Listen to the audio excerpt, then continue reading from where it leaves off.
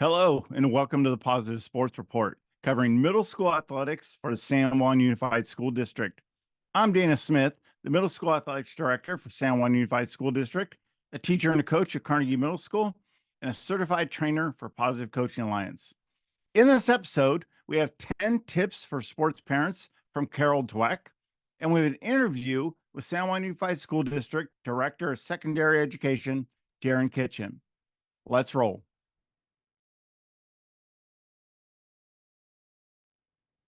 So let's look at 10 tips for sports parents by Carol Dweck.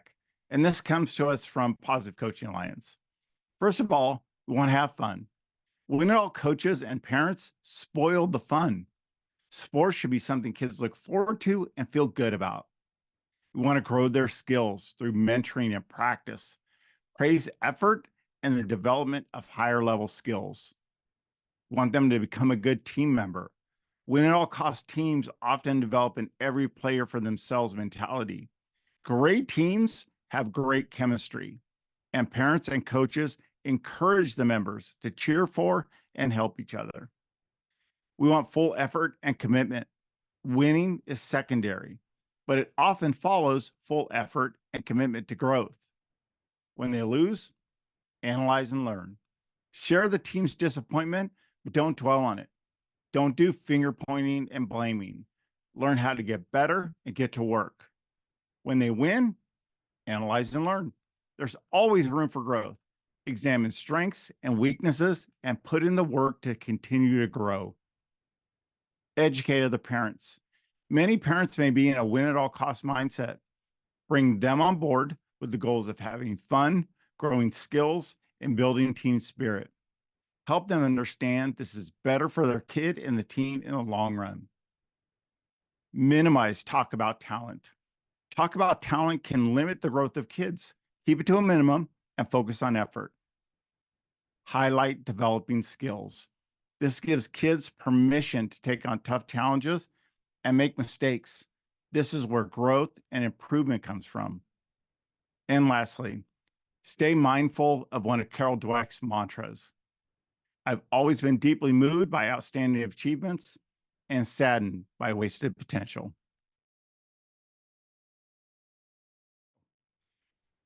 All right, we are really lucky today to have a person who's my supervisor for middle school sports and the director of secondary education for San Juan Unified. We have Darrin Kitchen with us today. How you doing, Darrin? Good, Dana. It's good to see you. I appreciate you having me on. Yeah, good to see you too. Yeah, All right, you ready for your warm-up?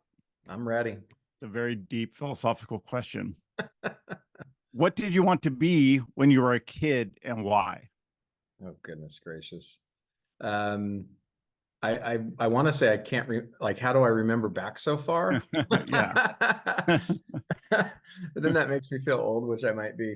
I will say that like a lot of kids, I remember distinctly because I was involved. My parents had me playing in a lot of different sports. And as a kid, I always was like, what I really want to be? I want to play, X sport professionally, right? And so I remember my earliest and times as a kid wanting to do that. And then I remember, even just recently as my own kids, as they've been getting old, at that younger age, they've made similar statements as they're playing in a sport.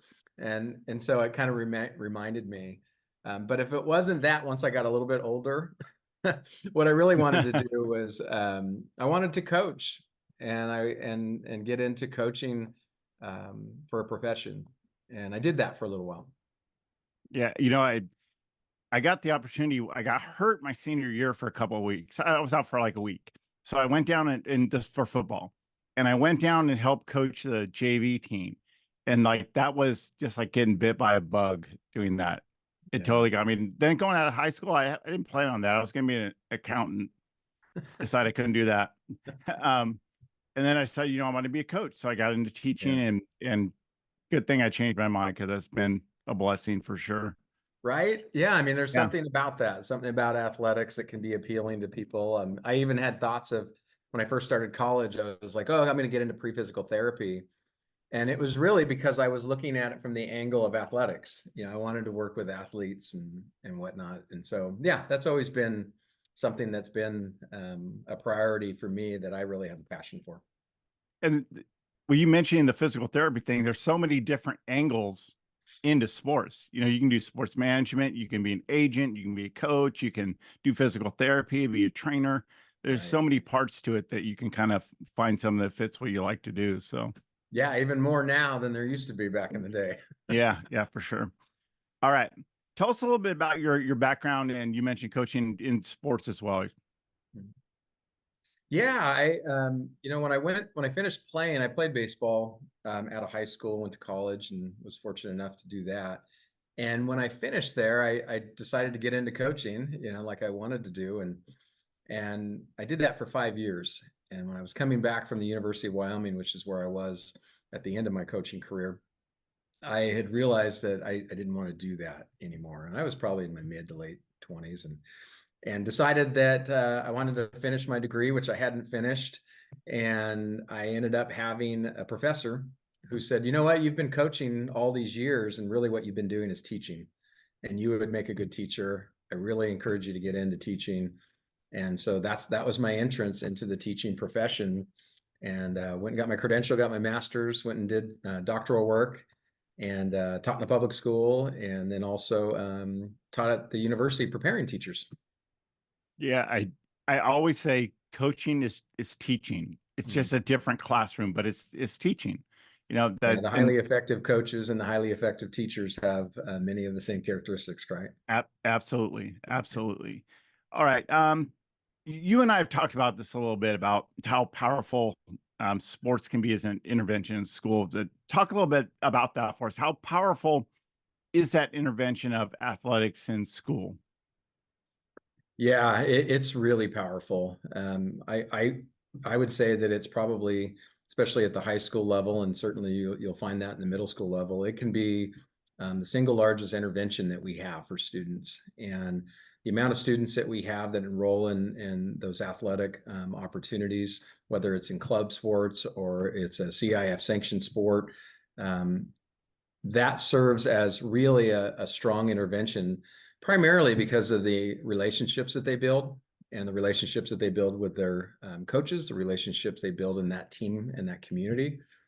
And so the research is overwhelming, on the role that being involved in something and how that contributes to one's success. And so when you have more resources available to kids, and when that's adult resources and peers, then what you're going to find is, as an intervention, there's a lot of success that kids have found with that. And so over the years, it's proven to be true, and I still believe it to be true. And it's why I'm a big advocate for it. You know, we call them pink sheets just because one year I ran them off on pink paper as a joke. But it's a weekly, like, checking, is homework done, how's behavior in the classroom. They bring it to practice at the end of the week. Then one year I'm like, okay, we're doing all this. Is this really effective or not? So I did our grade point average as a team at the beginning of the year Mm. and again at the end, and it was a full point better as a team. That's Yeah, huge. Just that interaction, them knowing that I think their schooling is important, education is important, and that yeah, relationship, like you said, that you build with them, and you can promote education and really motivate them to do better. And I think that relationship thing goes both ways. I know coming back to school this year, it's been a huge advantage to me to have a whole bunch of my wrestlers in class, because a mm. bunch of kids I know, um, and they know what I expected them, so that kind of helps set the tone. So it really has a big impact on a campus when sports are a big part of what you do and part of the culture. I think it has a big impact on the campus as a whole. Yeah, I agree, Dana. I mean, that sense of belonging that it can give to kids, to be a part of something. And when I say something, it's a direct connection to the school and the school community. It's powerful. It's really powerful. And so that's why it's important. It's important, to grow the programs. It's important to make sure that we have the availability of programs for kids, and make sure that we're connecting them with ways that they feel like they have joy, feel like ways that they belong. And that's what, it's proven to be successful time and time again. And that's why we need to make sure that we continue to really kind of massage that culture, Right. and make sure that students are having that success, and working with our coaches in that regard as well. Yeah. Yeah.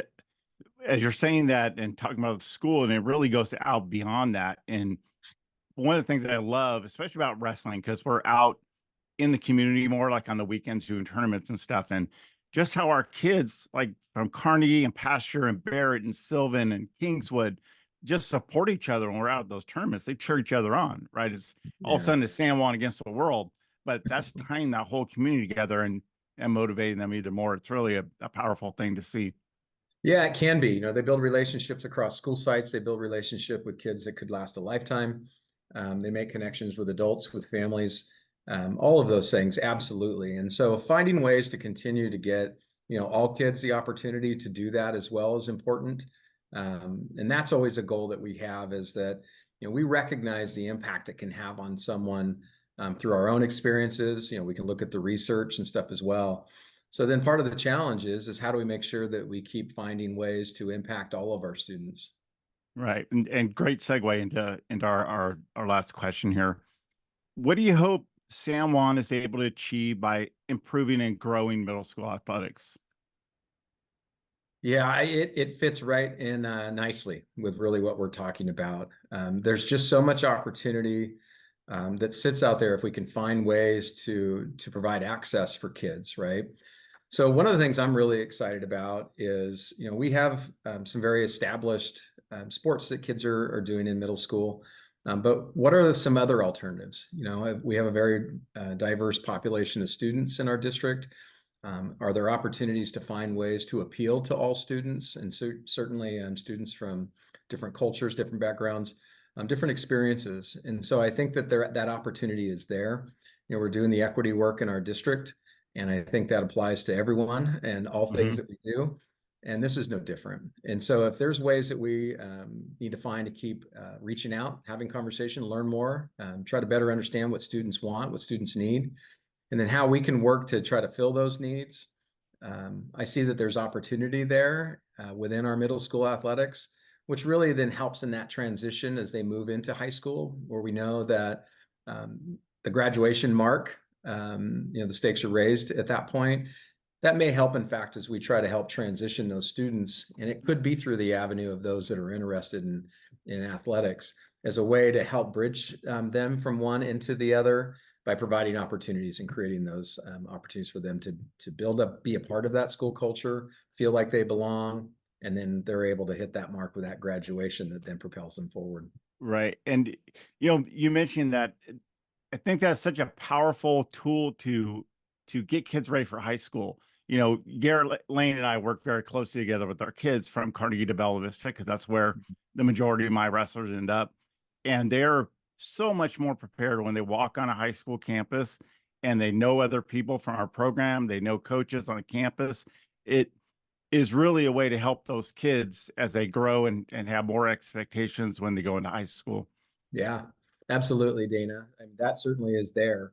And, you know, it shows itself in a variety of ways. We have a variety of clubs. You know, you have high schools that have anywhere from 40 to 60 or 70 different types of clubs on campus. Middle school have a lot of different clubs that they offer as well for kids.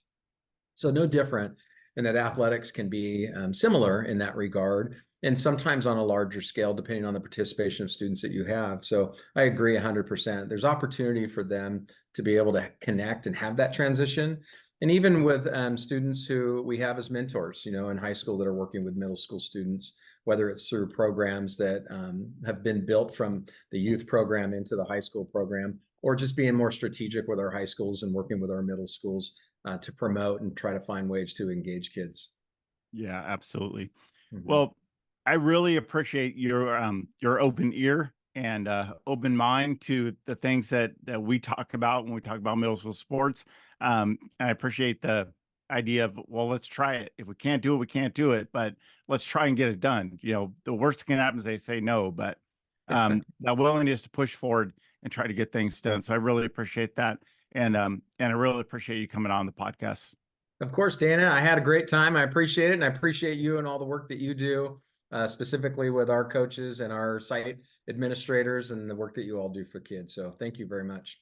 All right. Thank you, Darrin. And we'll talk soon. Okay, appreciate it. All right. Thank you. Yep.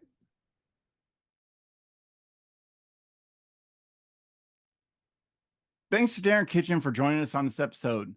Cross country has begun. check with your school for the running schedule and get out there to see some of the competition. This month's shout out.